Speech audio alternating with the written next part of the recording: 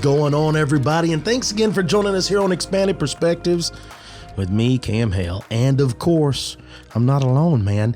Es mi amigo, Filio, Big Fizzy Filson. How's it going, everybody? Yes, I'm here in Skeleton Studios. We got surprised a little while ago with a flash thunderstorm. I had no idea.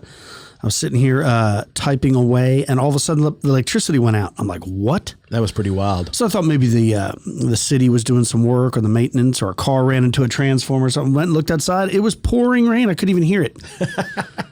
I was like, wow, we have gotten an incredible amount of rain this summer. Not as much as like Arizona. Yeah, that's true. And other places. But I think that the reason it's affecting them so much is it's so uncommon compared to, like we're set up for a wild last couple of years, man.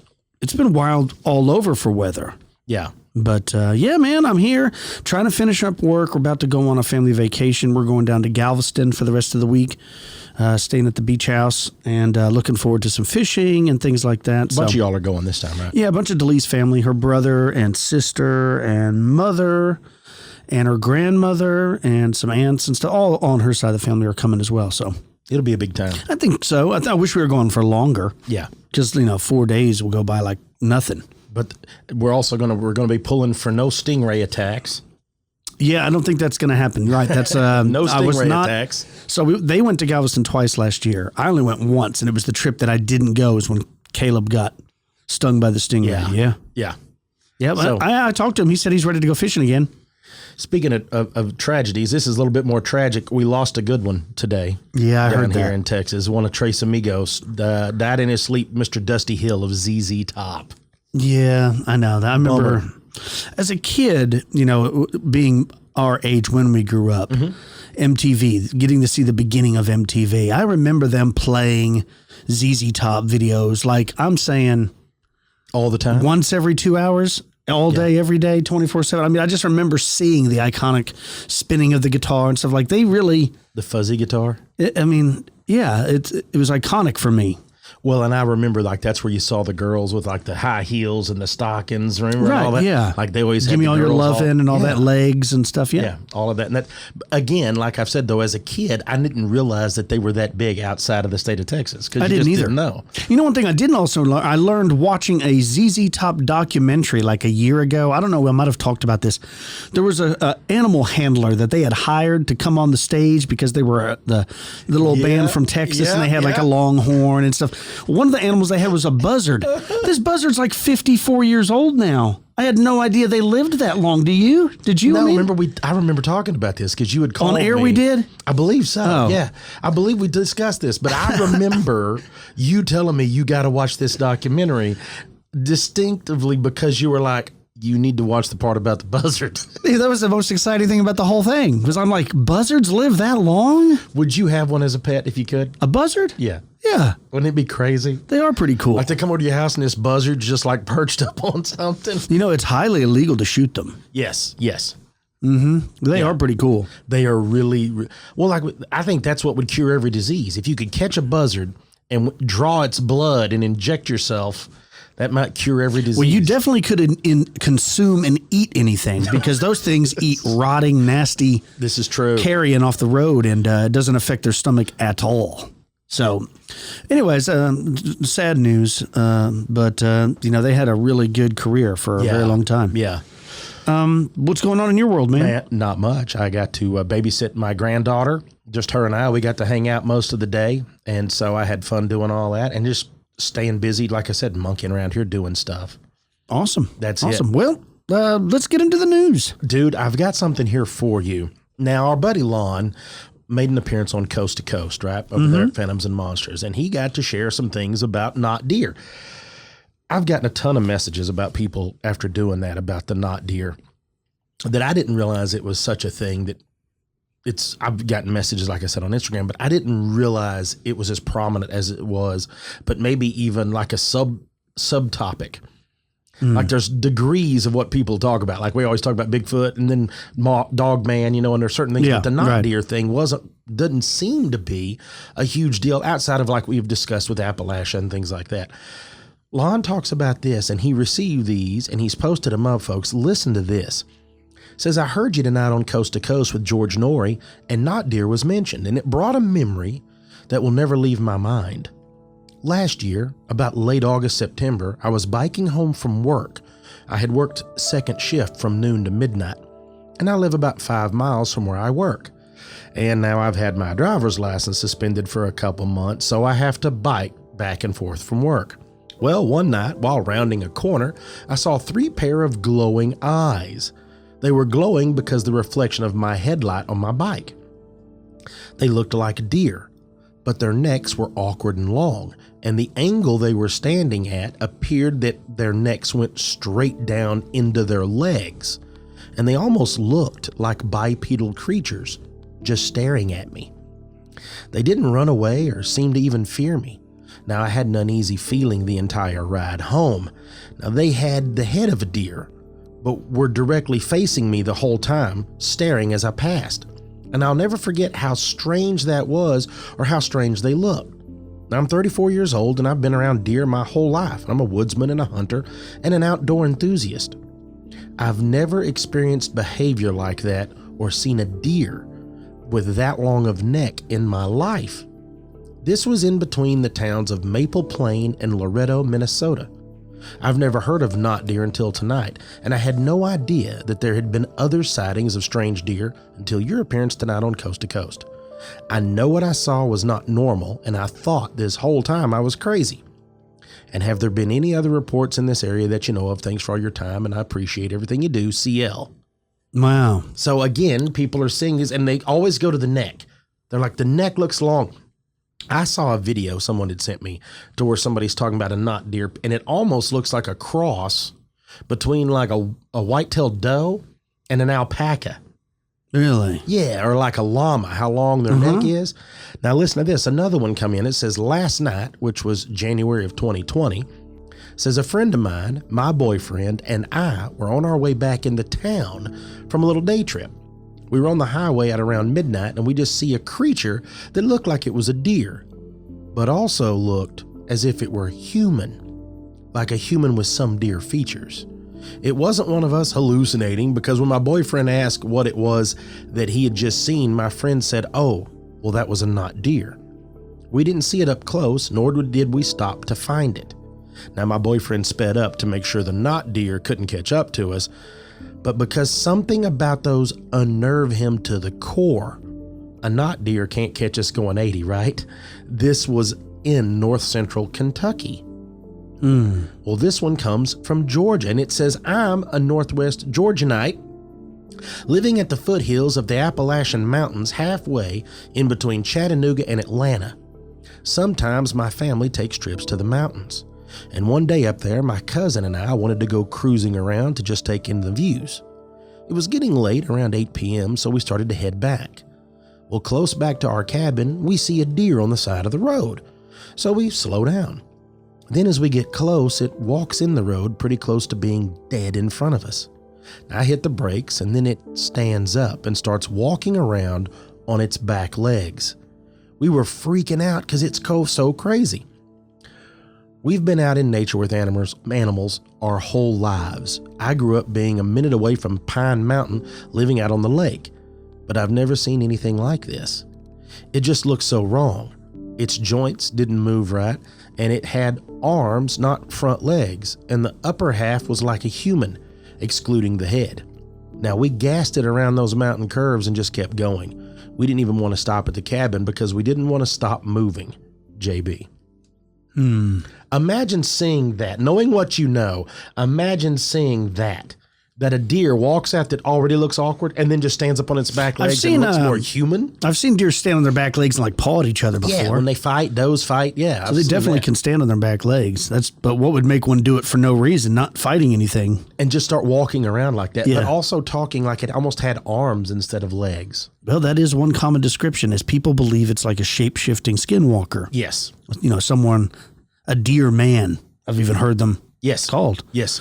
Pretty cool. Check this out. It says about 20 years or so ago, I was driving down a pass in Oregon.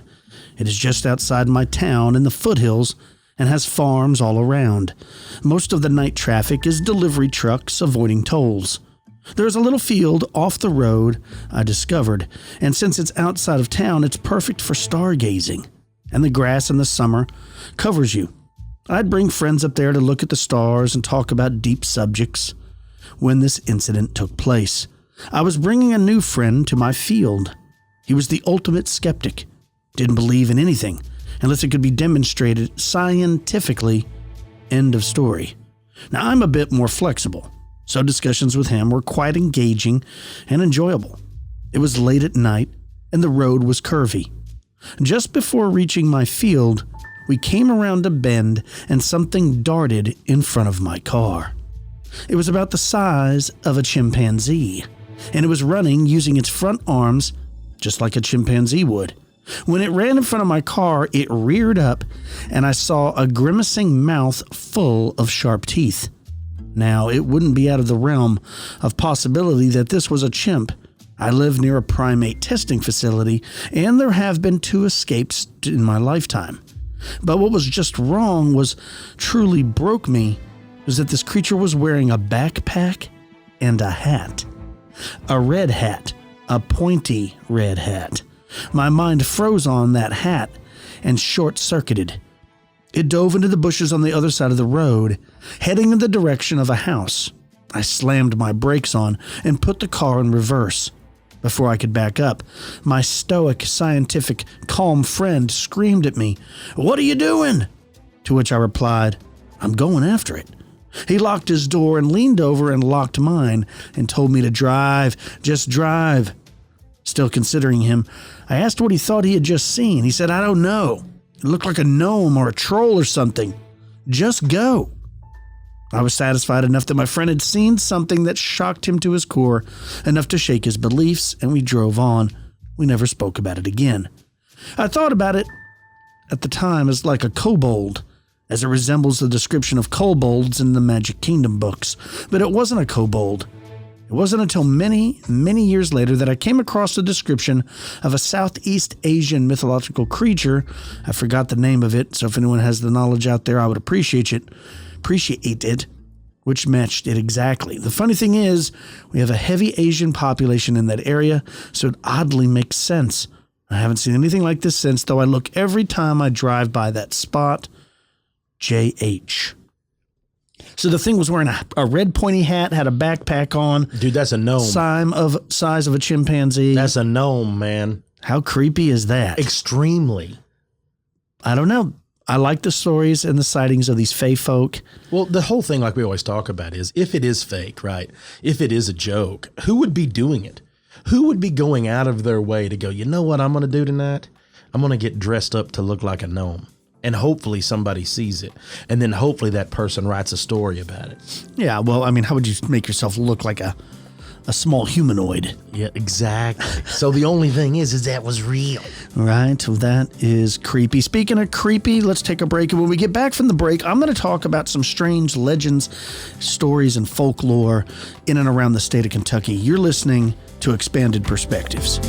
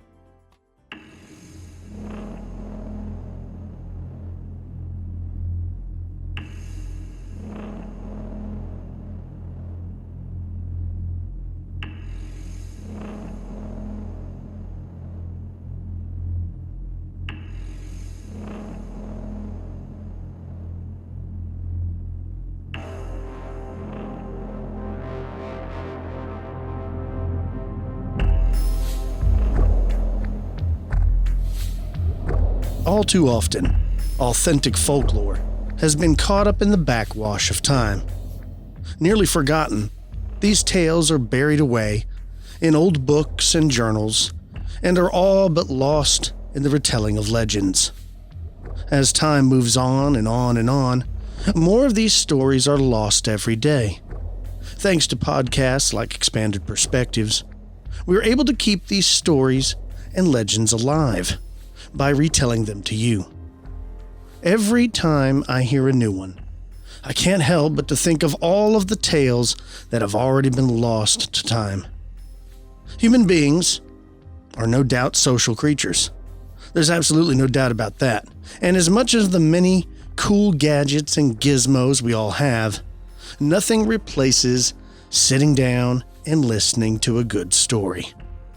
And it's these stories, the ones sent into the show by you listeners, or something that is shared on the internet, that keeps me going. I can't help it. I'm constantly wanting to hear the next creepy story, the next unexplained sighting, the next terrifying encounter. On today's show, I'm going to be talking about some of the strange legends from the state of Kentucky. Now you might be asking yourself, Kentucky? Why Kentucky? And I say, why not? I've never been there, but there appears to be a lot going on in the Bluegrass state. So let's get started. Now, if I were to ask you about some of the legends of Kentucky, you would probably tell me about the Goat Man, or the legend of the Pope Lick Monster, or perhaps the double death of Octavia Smith Hatcher, the Witch's Tree of Old Louisville, or my personal favorite, the Hopkinsville Goblins. And you wouldn't be wrong, those are fantastic stories indeed. But I'm going to get into some stories you may not be as familiar with. Let's begin.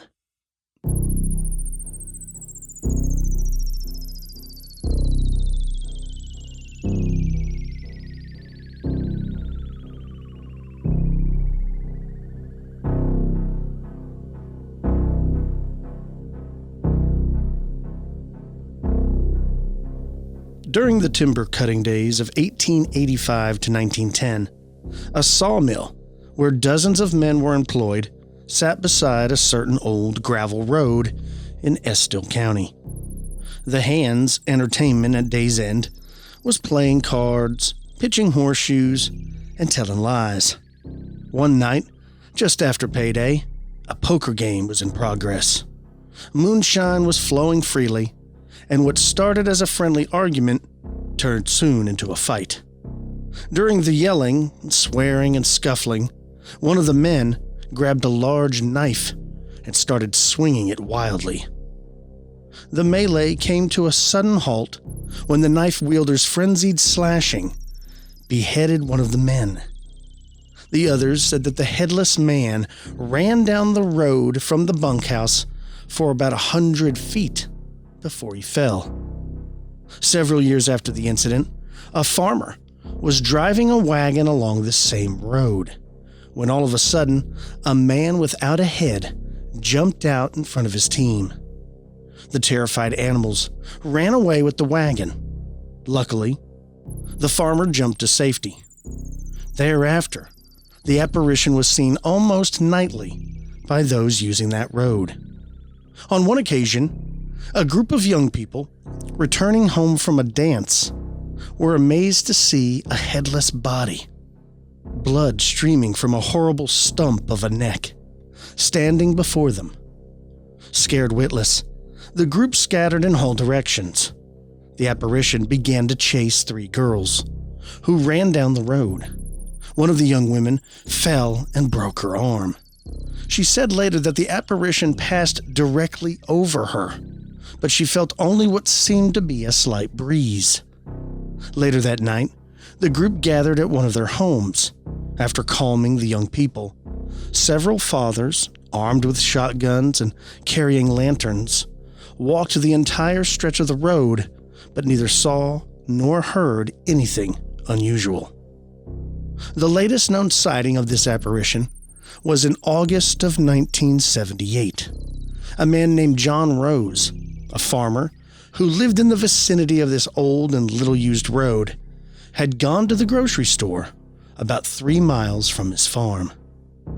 Upon returning home, his car, he said, just stopped, although it had recently been serviced and should have been in perfect driving condition. When Rose got out to see if he could get it started again, he saw what he first thought to be a white cow standing beside the road. The animal, or whatever it was making a long, gasping sound, like a person smothering. Then it slowly moved towards him. The only weapon Rose carried at the time was a pocket knife. Backing up a few steps, he managed to get the knife out and to open it.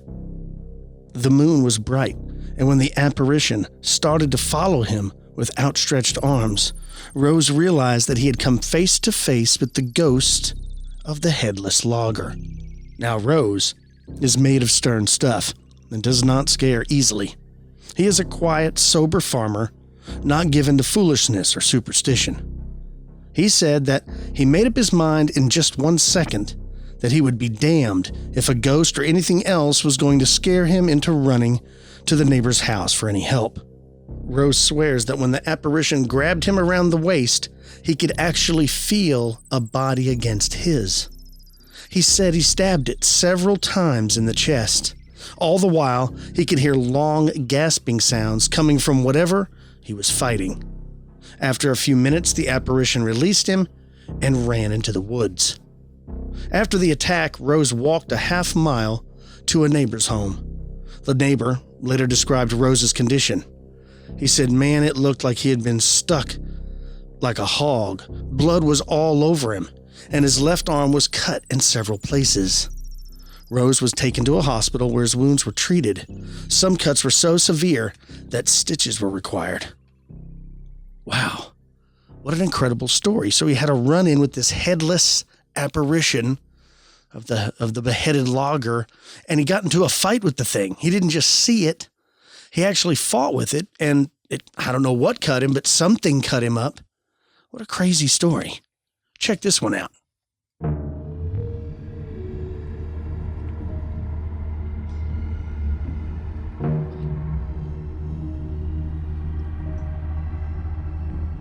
In south-central Kentucky, there is an isolated stream where disembodied voices apparently can be heard. Now, these bodiless voices have been heard by dozens of people throughout the past 140 years at different times of the day and night, and have even been captured on a tape recorder. The earliest known record of the ghostly voices was in 1840 when a farmer named Joseph Caudill went squirrel hunting along the stream. He returned home and told his family that he heard strange voices, but that he could see no one. Several members of his family went to the location where they also heard the same disembodied voices.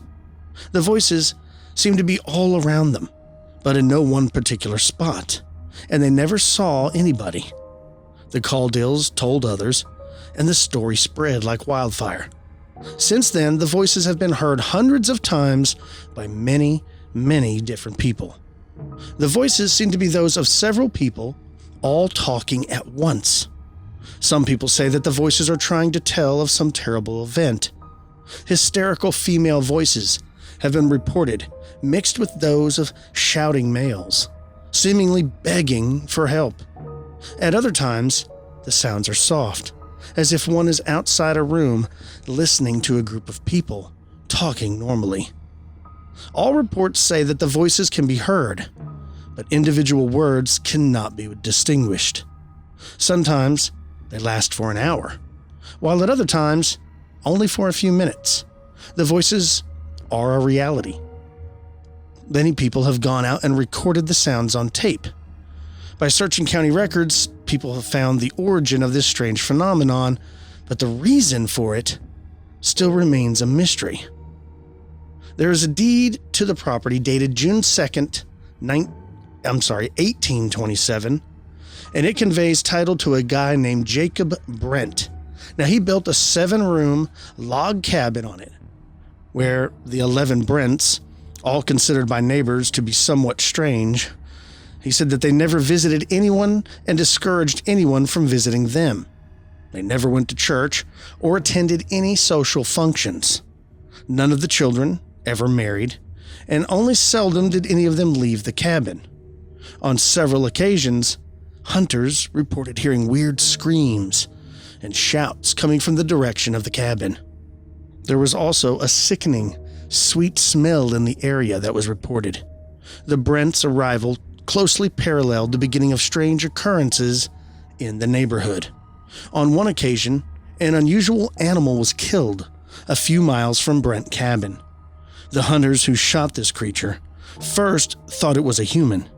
It stood 8 feet tall with extremely long arms and was covered with hair, except for the face.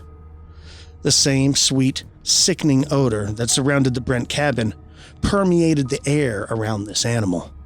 When the hunters examined the dead creature, they found it to be female.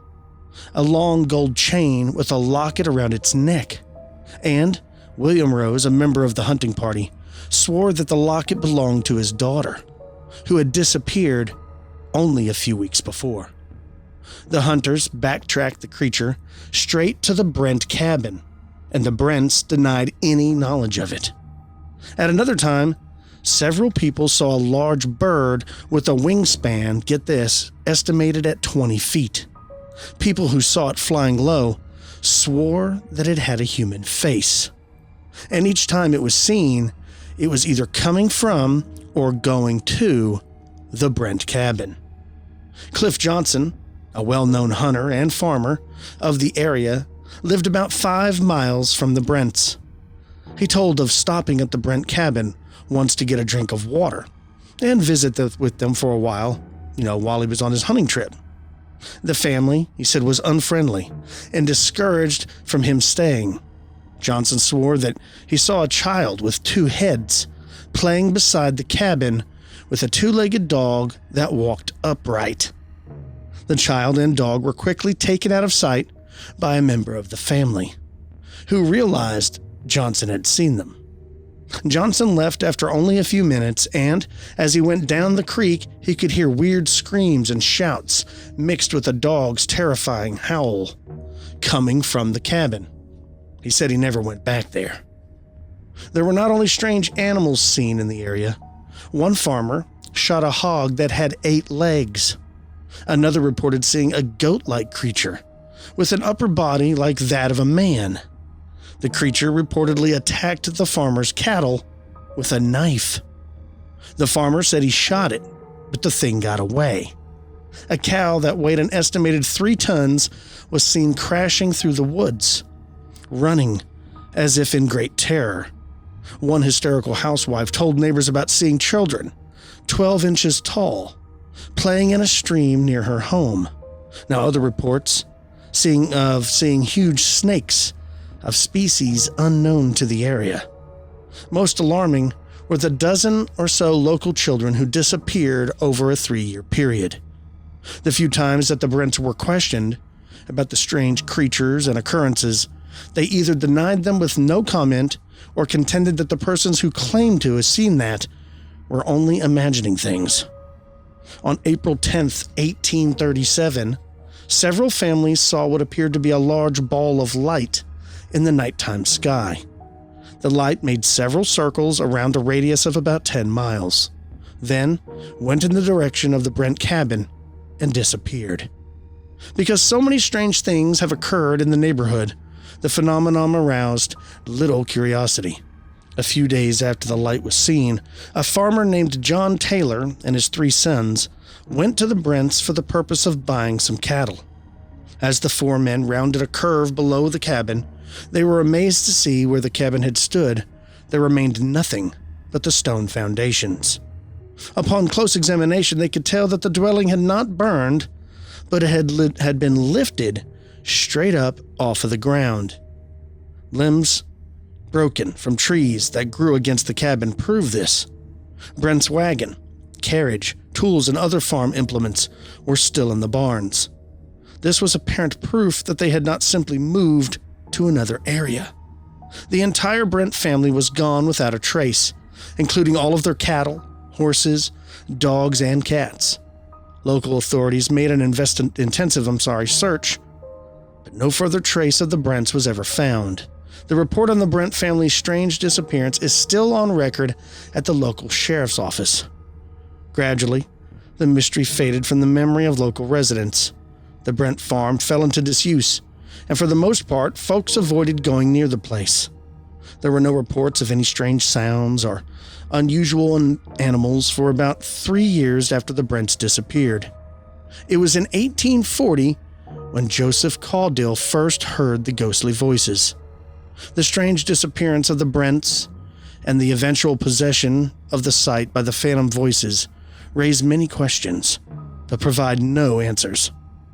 Could the voices be members of the Brent family, trying to make contact with someone?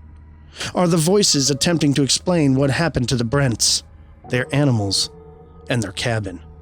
Was the family involved in some form of witchcraft? Did some unknown power spirit them from Earth, where they are lost in a time warp they cannot escape? Are the voices seeking help in an effort to return? Yes, there are many questions, but no answers, at least not yet. Only the unintelligible babble of ghostly voices to be heard by an occasional visitor to the site of the old Brent cabin. Wow. What a story. I mean, there's so many things, from the mutant children to the mutant pets and animals and dogmen or upright walking dogs to giant birds to UFOs, glowing orbs, something lifting the cabin without a trace off of its foundation. I mean, what a strange story. It's one of the ones that's so strange. You're like, how have I never heard of this? That's what I thought. Moving on.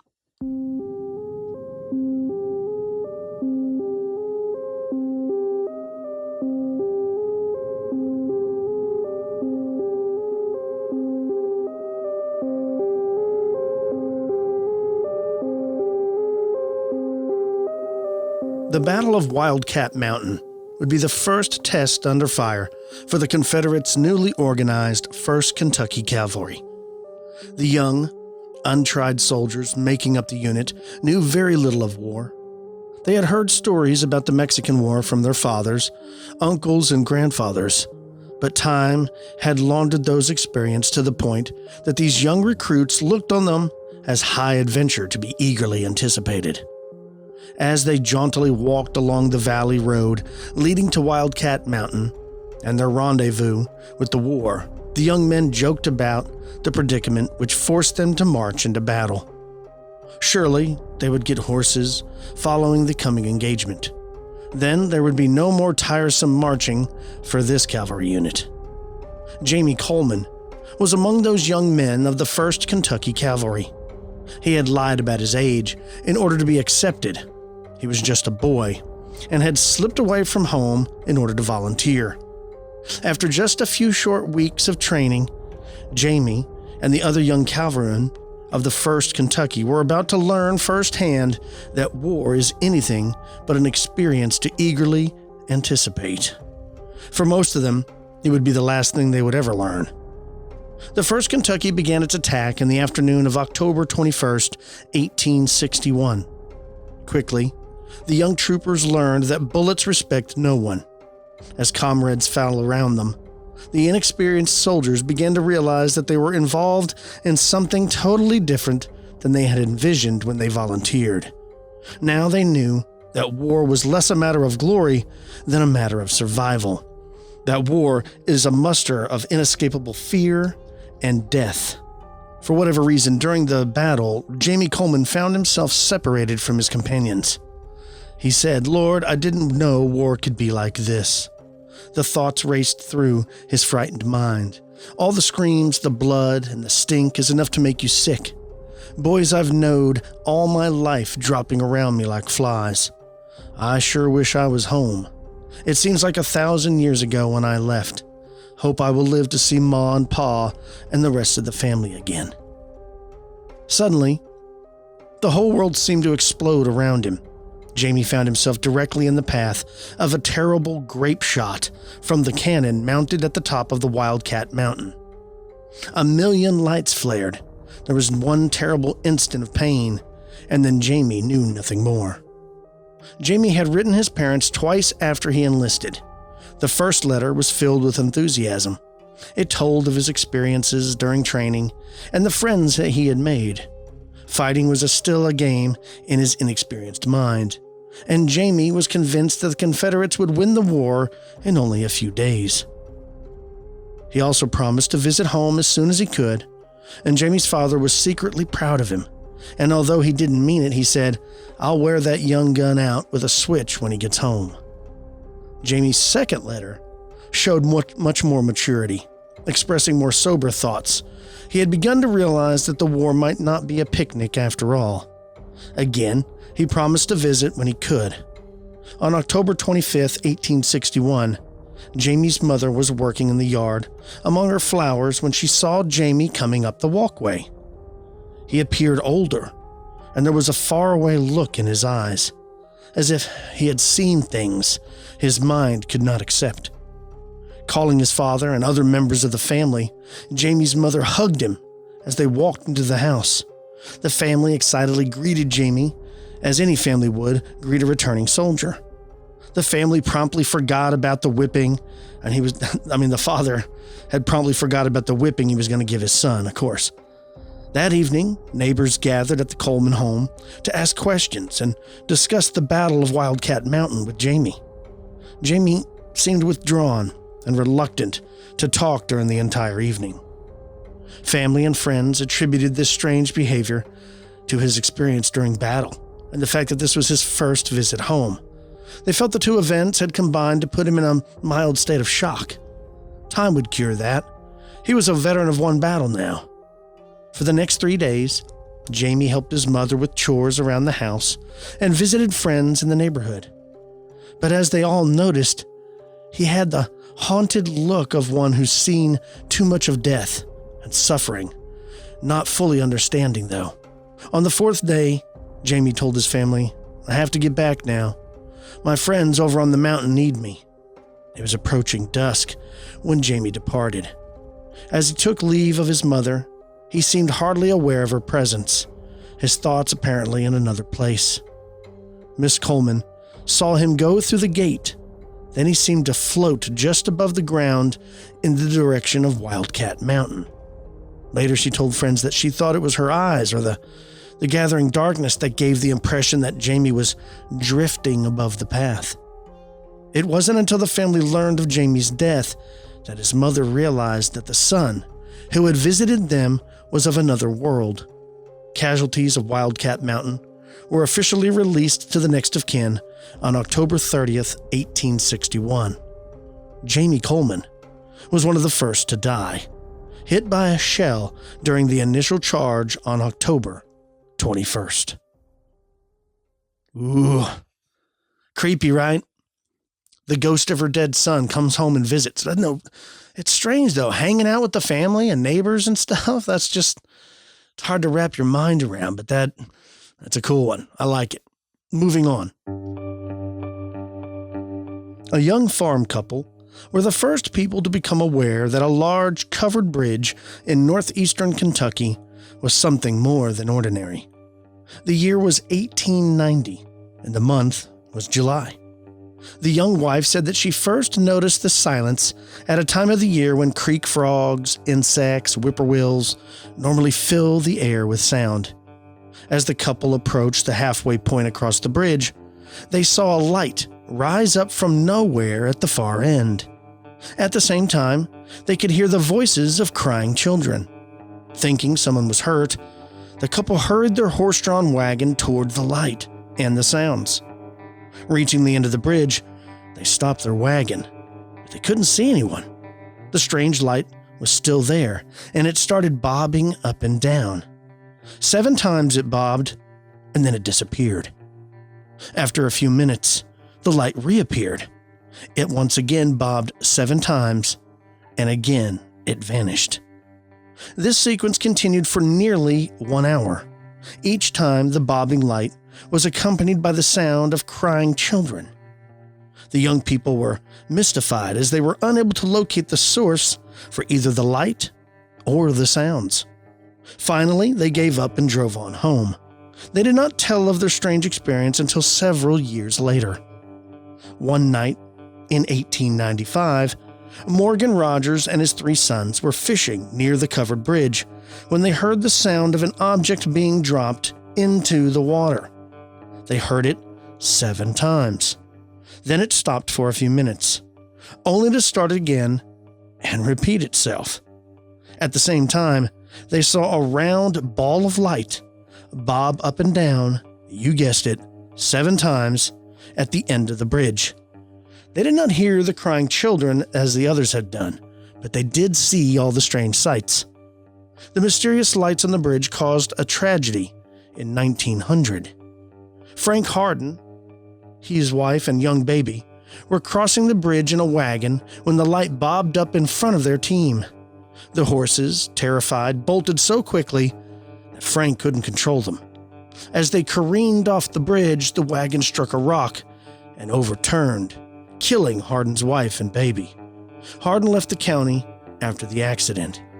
For the next 20 years, the bobbing light and the strange sounds were seen and heard frequently, and the structure became known as the Haunted Bridge. The county built a new road which bypassed the bridge, and the old road was abandoned. In 1925, during a severe summer electrical storm, hikers sought shelter underneath that abandoned bridge. The hikers thought they were safe, but lightning struck the bridge, killing 2 of them instantly and setting the bridge on fire.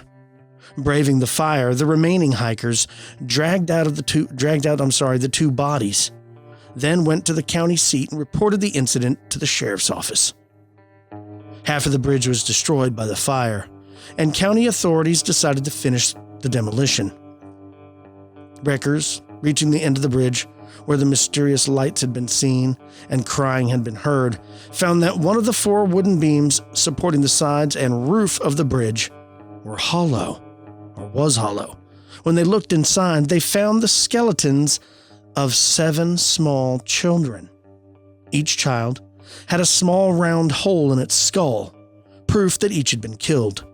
An investigation was conducted by the sheriff's department, and old records revealed that there had been a migrant camp for farm and sawmill workers located on the river a short distance from the covered bridge from 1840 to 1885. It was suspected, but never proven, that an itinerant worker had killed the children and hidden the bodies in the hollow bridge timbers. Records also revealed that during the same period, over 25 small children had disappeared throughout the county. The authorities never investigated or tied the disappearances together, since they were widely separated in an area that had been covered a period of 45 years. The identities of the children were never known, since the remains could not be identified. Later, however, they were given Christian burials in the local cemetery. Who killed the children and put their bodies in the hollow beam remains a mystery. After the skeletons were found and the bridge was destroyed, the bobbing lights and crying children were never seen or heard again. Wow. Interesting. Cold, terrible. Whoever this murderer of children was, terrible story, but interesting nonetheless. Now, this next one, if you've been listening to Expanded Perspectives for a long time, you might recognize this one. This is a crowd favorite. I have told it once before, but it was probably, I'm going to say 9 years ago. And over the years, we've gotten several emails about this one story. And so, before we get out of here, I'm going to retell it again one more time. It's the Vanishing Bird story, or the Vanishing Bird family story. Check this out.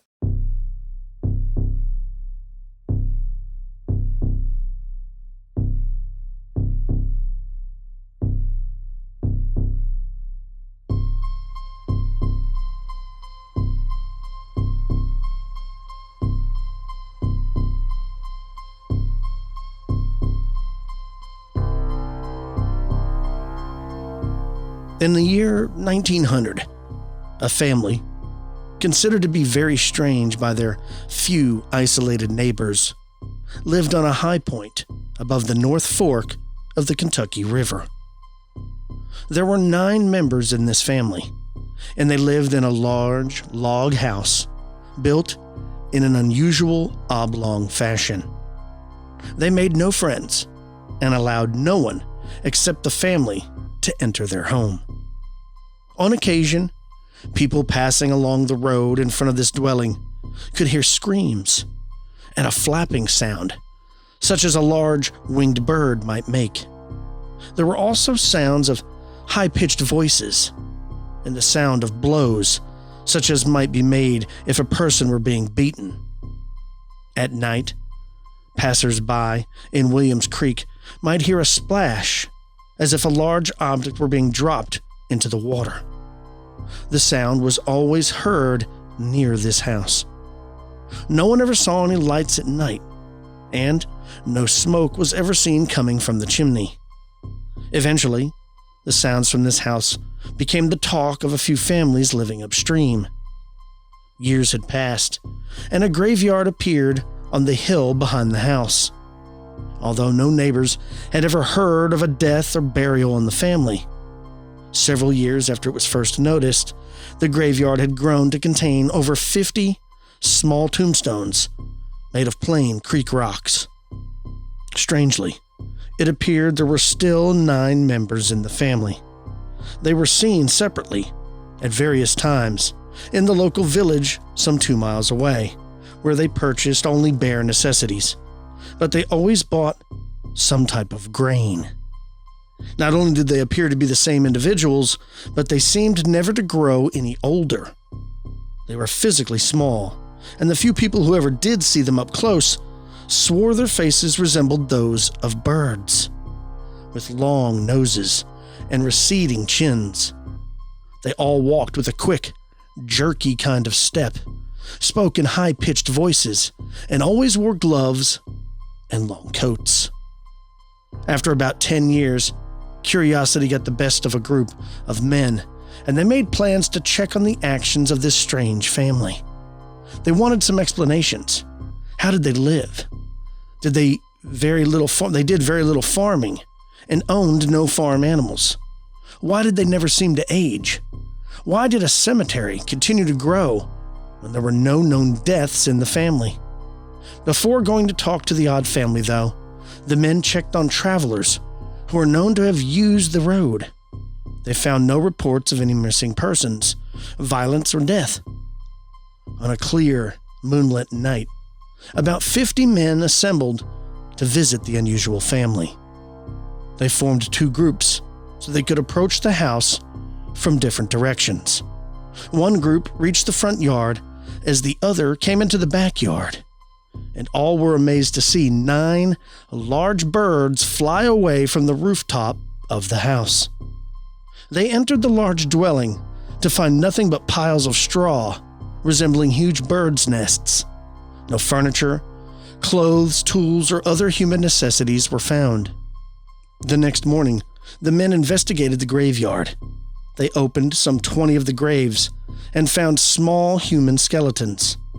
The skeletons revealed an amazing trait never before seen by any of those present.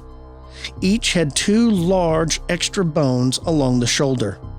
This seemed to indicate that while the bodies appeared human, they had somehow developed the ability to fly.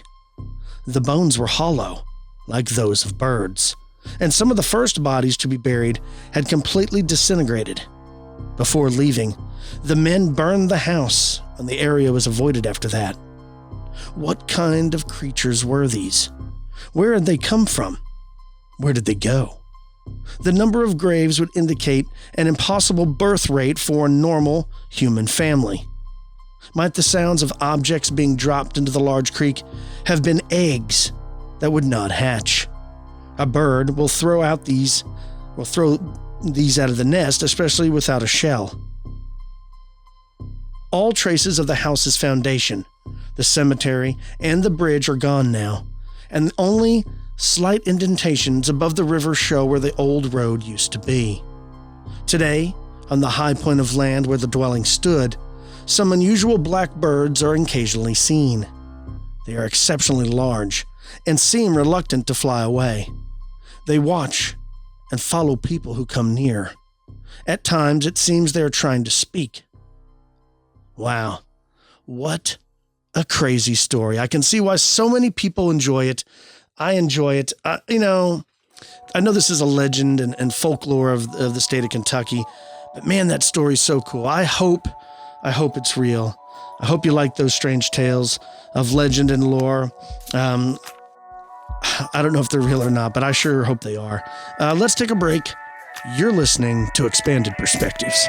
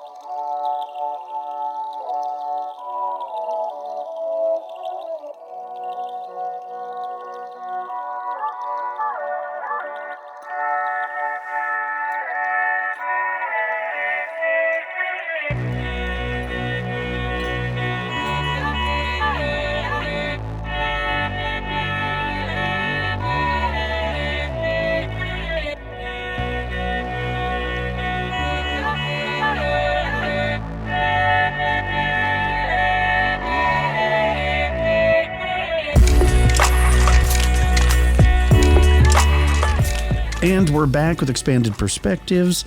Hope you guys like those stories. Man, there's a ton of eerie stories that come from that part of the world. Like I mentioned, along with Pennsylvania, Ohio, for whatever reason, those couple states in that area of the Appalachian Mountains seems to be a hot spot for paranormal sightings. And I mean, I'm talking about all types of things. I think a lot of the ghost sightings and stuff are because of the Revolutionary War battles that took place, the Civil War battles. So there's been a lot of death and terrible things that have happened in that part of the world. So it makes sense that there's a lot of ghost sightings. But there's also lots of UFOs, Bigfoot, Fae folk. I mean, any type of paranormal encounter you can think of, it's probably happened in the state of Kentucky, Pennsylvania, or Ohio. Shout out to the late, great Kentucky Huffman. Yeah, that's right.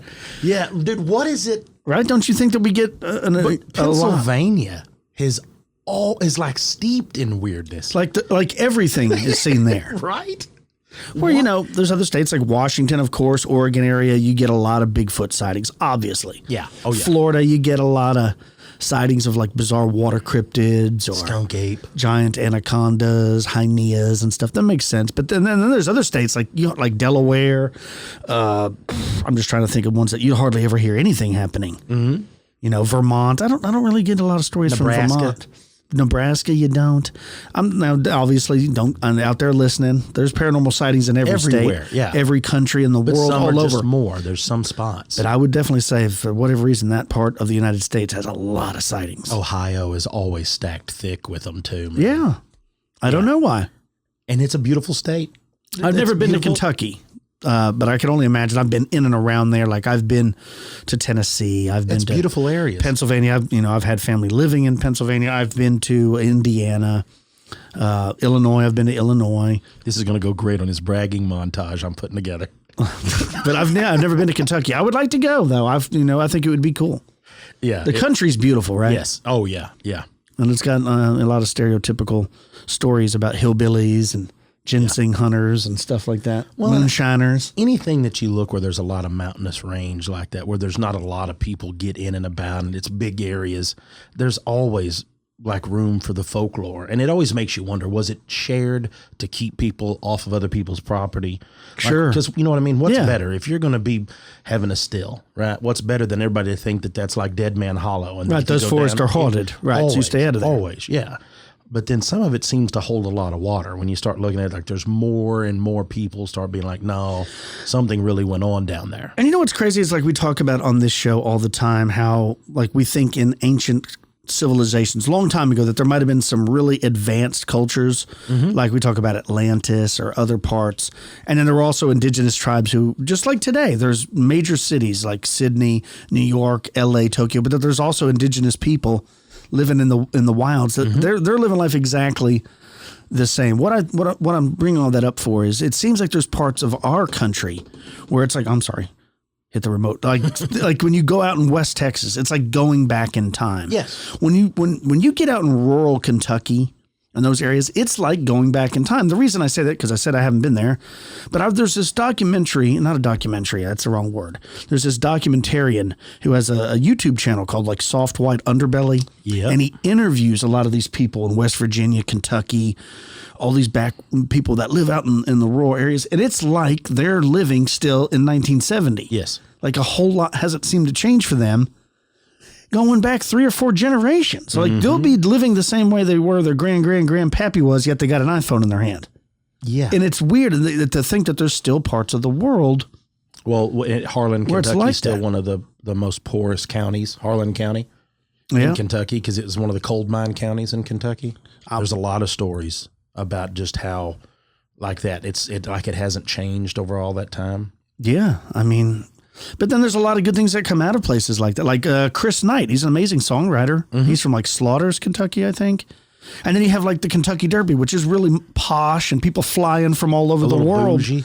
all over the world to attend that. So it's weird that there's pockets of how it can coexist at the same time, I guess. Yeah. Anyways, like I said before the beginning of the show or the beginning of the segment, I'm going to be going out of town the rest of the week. Hopefully nobody gets attacked by any stingrays or sharks. There's been a Jaws marathon playing all week. I know because last night me and Luke watched like part 3 or part 4. I don't remember the exact. I think it was called 3D, even though it wasn't in 3D. Is that the one at the water park? No, this is the one where somehow they go to the Bahamas. And yet That's part 4. Shark knows that. Yeah. And how it knows that. It tracks Chief Brody's wife and kids down. Yeah. Like, how does it do that? Because it's smart. Like the first story I liked, right? It's just a great white shark. And then it morphs somehow into Trigger warning, folks, old man rant coming. some kind of paranormal shark that can like sense things. And it's just, I mean, they keep ruining movies by making sequels. He's mad because before we turned all the stuff on, I told him that Disney is doing a prequel. They just wrapped up filming, allegedly, of a prequel of Predator, and it's going to be called Skull. And he's like, why can't they just leave it alone? They're going to ruin it. You've already ruined it. They're going to ruin it. I don't even need to see it. They're going to ruin it. They're going to ruin a masterpiece. Exactly. Right? Yeah. Yeah, and shout out to Joe Weeks for sending me the video of the musical of Predator. I would definitely go watch that. But yeah, they're going to look, I love the second one. As corny as the second one. Second one's good. But yeah, because I really like Danny Glover. But I would say the same thing about the Alien franchise. Alien and Aliens Part 2 are great movies, but then it just kind of it loses me. They do. Less is more. Agreed. Less is more. Agreed. And I just saw where they're going to be releasing Dune on HBO pretty soon, so I am excited about that. I'm super pumped because it doesn't really follow Herbert's books the way I don't believe. So it's going to be really different, and I'm really excited. Yeah. I wonder who's going to be playing Sting's character in the new one. Man, I don't know. Nobody can mess with Sting, though. Harkonnen. Is there a Harkonnen among you? Yeah. So what do you got planned for the rest of the week? My family's going out of town, so it'll just be me, baby. I'll just be pretty much barely getting by, just sipping on water and eating breadcrumbs. They're going up to Oklahoma to visit some family. I thought they were going on some cruise or something. No, not yet. We're getting everything done, but so we're trying to get stuff squared away before my daughter moves to College Station. I got you. Have you been watching any of the Summer Olympics? Not 1 minute. I watched the USA women's softball versus Japan. That was pretty good. I haven't watched. The only thing that I have watched has been disc golf. Yeah. That has been legitly it as far as any kind of sport or anything like that. I got you. That's it. I'm really been very, very boring. So as usual. Right? Yes. Yeah. Nothing's outside of the ordinary there. All right. Well, before we wrap this show up, don't forget, folks, if you have any stories you want to share with me and Cam, you can email the show at expandedperspectives@yahoo.com. You can call the show. What's the number, Cam? Do you remember off the top of your head? That's 888-393-2783. That's right. 888-393-2783. And I'm going to wood burn it into the top of this desk. That's a good idea, right? So I can always remember it. Don't forget to rate the show, write us a review, click that subscribe button, and go on over and subscribe to Expanded Perspectives on YouTube. I know we've asked before, but it doesn't seem like a lot of you are going over there and doing it. Come on, guys. If you want to help us out, it doesn't cost you anything. It's free. To go over there and just click on that. We're trying to grow those numbers. I hope everybody has a good week. Till next time, be safe. I'm Kyle. He's Cam. Peace, y'all.